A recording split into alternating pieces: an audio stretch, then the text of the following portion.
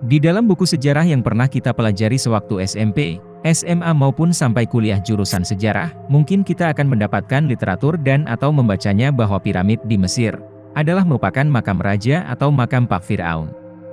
Tapi ilmu pengetahuan modern sekarang mengungkap bahwa piramida tersebut sebenarnya adalah merupakan pusat tenaga listrik yang terbesar pada masanya, yaitu ketika masa peradaban Hemitian.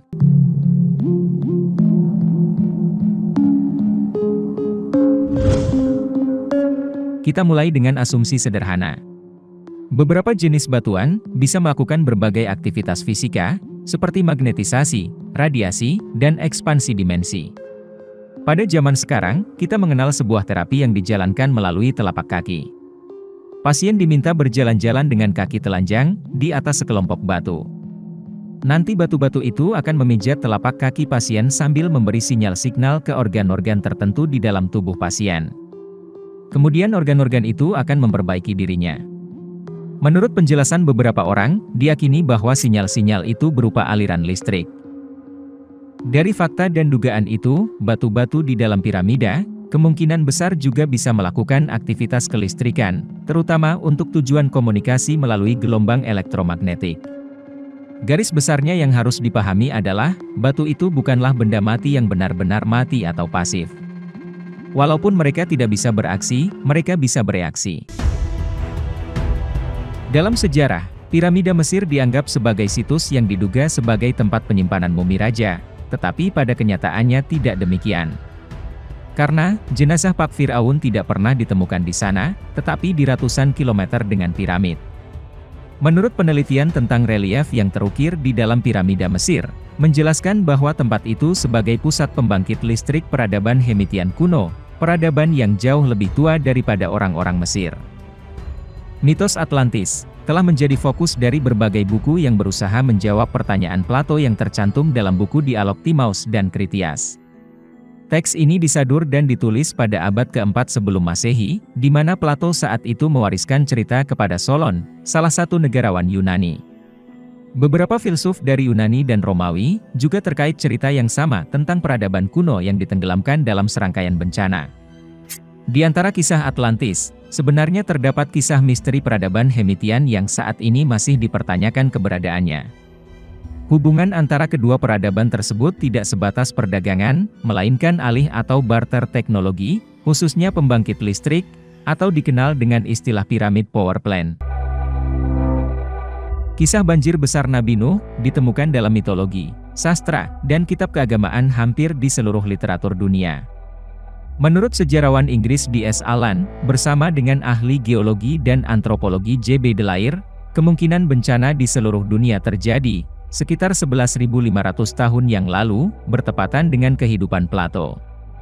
Di beberapa kelompok mistis tertentu, mereka masih meyakini mitos Atlantis sebagai peristiwa nyata yang pernah terjadi, dan masih ada dalam ruang waktu. Mark Lehner sering menyebut Atlantis dalam bukunya sebagai salah satu pendukung terkuat tentang paradigma Egiptologi, dan malah meragukan keberadaan peradaban Hemitian sebelum periode dinasti. Sedangkan Dr. Kinnaman dan Sir Flinders Petrie telah menemukan bukti adanya Atlantis dari catatan kuno dan mesin listrik di piramida Mesir. Sebelum tahun 1950-an, mereka tidak pernah membahas hal ini di depan umum. Keduanya, diyakini telah menandatangani perjanjian dengan pemerintah Mesir dan Inggris, agar tidak membocorkan penemuan tersebut. Tetapi uraian yang ditulis dalam buku Christopher Dunn, telah dibenarkan oleh Kinnaman, di mana dia menyatakan bahwa salah satu fungsi piramida besar Mesir, sebagai stasiun radio raksasa untuk mengirim pesan di seluruh permukaan bumi. Menurutnya, ada sebuah lorong yang bisa dimasuki melalui pintu rahasia yang berada di sudut selatan timur piramida, kira-kira bentuknya berupa tangga spiral sepanjang 1 km yang bisa mengantarkan seseorang menuju tempat berisi batuan dasar dan batuan kapur. Di sana terdapat ruangan besar, meja batu dengan batu kristal berbentuk tanah cembung berukuran 30 meter. Batu kristal ini memiliki ribuan prisma yang diyakini sebagai sumber transmisi radio. Beberapa bukti yang mendukung pernyataan piramid power plant adalah piramid dilapisi dengan kapur yang bertindak sebagai isolator untuk menjaga energi di dalamnya. Granit disusun teratur, yang menyebabkan ionisasi dari air. Susunan piramida sangat tertata rapi dan penuh perhitungan. bentuk runcingnya mampu mengumpulkan semua energi yang ada di sekelilingnya. Menurut para peneliti, piramida-piramida itu saling terhubung satu sama lain.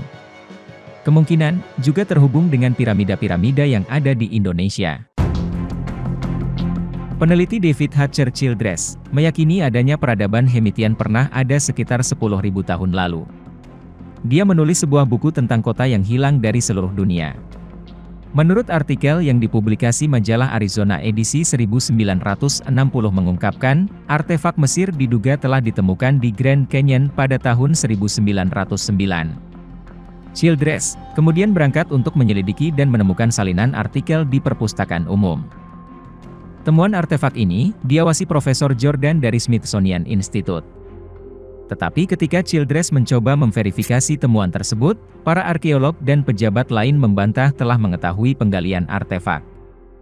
Mereka menyatakan dengan tegas bahwa artefak Mesir tidak ada dan tidak pernah ditemukan di Amerika Utara.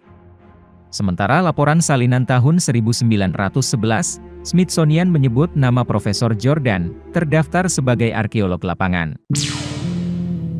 Beberapa sejarawan justru menyatakan tidak ada bukti mitos, dan Plato mungkin saja telah membuat cerita, atau Solon menerima catatan pendeta Mesir, tetapi telah diubah teks aslinya. Mereka semua hanya mengikuti jejak Plato. Cara-cara yang terkait cerita mitos Atlantis telah membawa ilmuwan tergerus pemikiran bahwa orang-orang non-Afrika telah menciptakan monumen Sphinx dan piramida Mesir. Non-Afrika yang dimaksud adalah makhluk yang belum dikenal hingga saat ini. Anggapan mereka, ras Afrika tidak mampu membangun peradaban tinggi tanpa dorongan dari orang-orang dari ras Kaukasian. Jika peradaban Atlantis memang ada, dan jika kerajaan Atlantis terletak di Samudera Atlantik, tentunya akan terhubung dengan peradaban Hemitian di lepas pantai Afrika. Dan mungkin juga akan mengikuti jejak kemajuan Atlantis. Mungkin saja, Plato memulai cerita Hemitian dalam versi dan tradisi sendiri. Atau mungkin, dia terikat sumpah untuk tidak membocorkan seluruh cerita, dan melindungi tradisi Hemitian pada zamannya. Dalam pandangan Dr. Kinnaman, tradisi Masonik dan Hemitian jauh lebih tua dari Mesir kuno. Relief yang ditemukan di kuil Hathor bawah tanah Mesir Selatan menggambarkan tradisi orang-orang Hemitian yang menggunakan prinsip listrik. Relief ini diyakini berasal dari periode Ptolemaic, sekitar tahun 100 sebelum Masehi, yang menggunakan piramida Mesir sebagai pusat pembangkit listrik. Bahan kimia mungkin telah digunakan untuk menghasilkan hidrogen pada piramida Giza. Kemungkinan, garam tersimpan di sekitar poros selatan, yang disebut ruangan khusus raja untuk menghasilkan listrik. Pada saat itu, mungkin telah terjadi ledakan besar yang menyebabkan berakhirnya penggunaan listrik. Bukti ini terlihat pada dinding granit di ruangan, dan retakan pada balok granit langit-langit ruangan. Di sana dua terowongan, yang satu mengarah ke bawah tanah dan satunya mengarah ke permukaan. Dua poros ini digunakan untuk memberikan air dingin yang datang dari Sungai Nil, melalui bawah piramida Giza. Sementara air panas mengalir lebih dekat ke permukaan, melalui basal dan granit menggunakan tenaga surya. Prinsip ini digabungkan, untuk menghasilkan hidrogen dalam jumlah besar, dan ditempatkan pada ruangan yang bersih sehingga menghasilkan reaksi, lalu menjadi sumber pembangkit listrik selama ribuan tahun. Penggunaan bahan kimia menyebabkan pewarnaan dan pengendapan garam. Ledakan di ruangan itu mungkin terjadi antara 12.000 hingga 6.000 tahun lalu, dan merupakan peristiwa nyata yang dimasukkan dalam cerita Atlantis. Penyalahgunaan teknologi atau kecelakaan pernah terjadi di piramida Mesir. Ada teori yang menyebutkan penggunaan bahan kimia sebagai bahan pengganti disebabkan mengeringnya Sungai Nil yang menjadi sumber pasokan air. Menurut cerita Edgar Cayce, Atlantis hancur karena penyalahgunaan teknologi dan mengabaikan hukum alam. Memang pada dasarnya, peradaban Hemitian dan Atlantis merupakan masyarakat yang terpisah, tetapi dalam barter teknologi, mereka saling terhubung khususnya dalam pengembangan pembangkit listrik di piramida.